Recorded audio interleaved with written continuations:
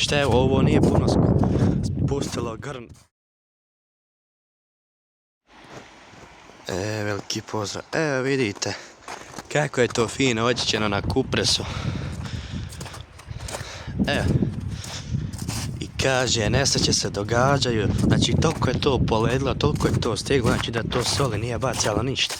Šta je ovo, nije puno spustilo grtalcu ni, ja vjerujem, ni 40 centi, ali eto. Znači toliko je to steglo, to je nenormalno. Te vi gleda.